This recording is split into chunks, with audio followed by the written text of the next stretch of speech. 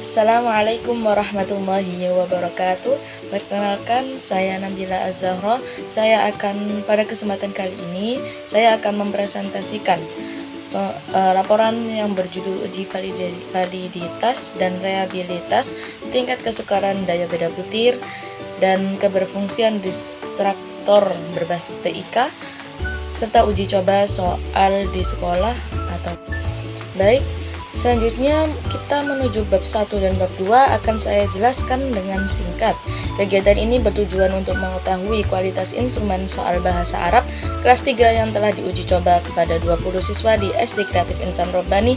Setelah soal disusun dan divalidasi oleh guru mata pelajaran, dilakukan uji coba untuk memperoleh data yang kemudian akan dianalisis. Saya akan menjelaskan bab ketiga. Yang pertama yaitu hasil uji validitas.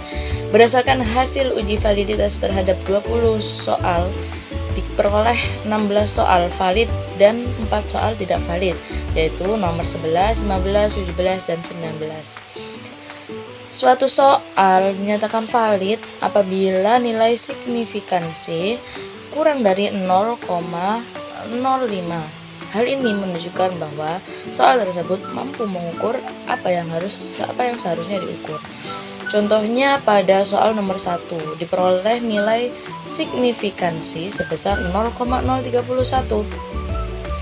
Karena 0,031 lebih kecil daripada 0,05, maka soal tersebut dinyatakan valid.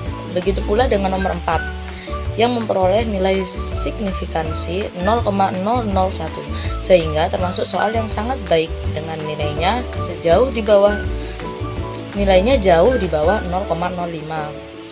Sebaliknya, soal nomor 11 memperoleh nilai signifikansi 0,442.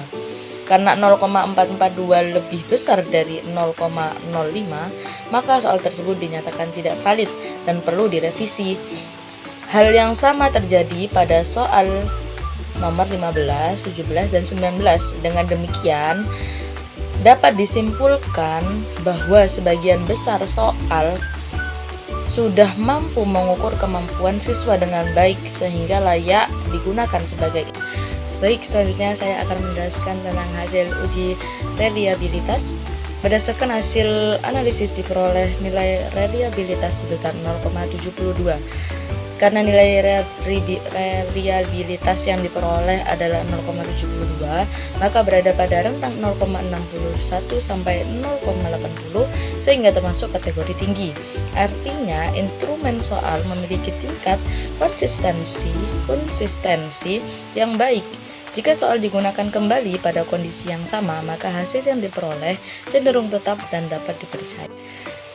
Selanjutnya yaitu hasil tingkat kesukaran.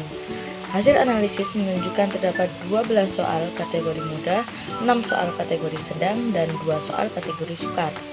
Berdasarkan hasil tersebut, sebagian besar soal berada pada kategori mudah dan sedang.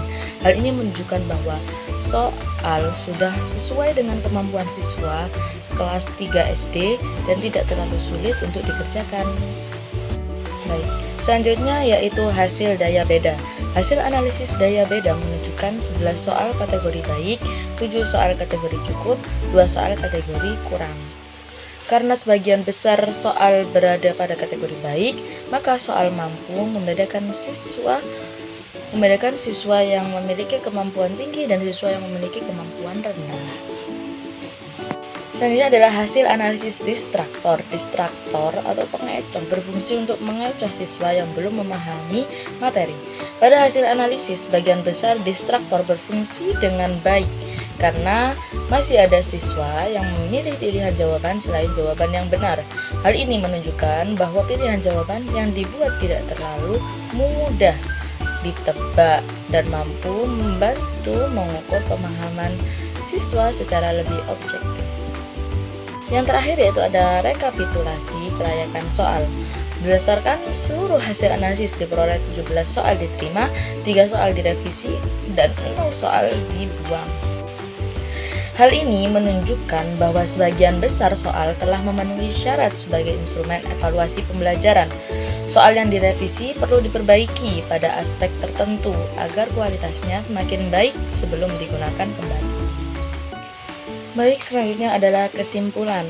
Berdasarkan hasil penelitian, instrumen soal bahasa Arab kelas 3 memiliki kualitas yang baik. Hal ini dibuktikan dengan hasil validitas yang menunjukkan sebagian besar soal valid. Nilai reliabilitas yang tinggi yaitu 0,72, tingkat kesukaran yang sesuai, daya beda yang baik, serta distraktor yang umumnya berfungsi dengan baik.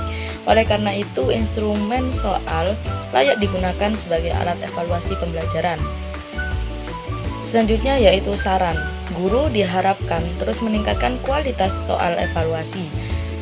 Sekolah dapat mengembangkan bahan ajar yang lebih menarik dan peneliti selanjutnya dapat mengembangkan instrumen dengan variasi soal yang lebih beragam. Kemudian yang terakhir ada lampiran. Yang pertama ada kisi-kisi soal.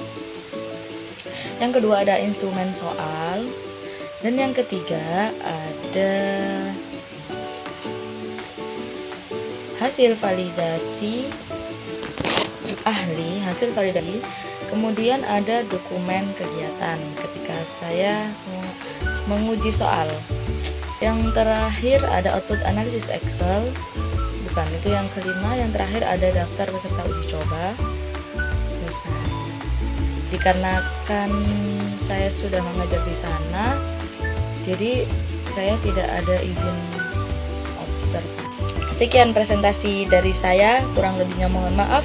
Terima kasih atas perhatiannya. Wassalamualaikum warahmatullahi wabarakatuh.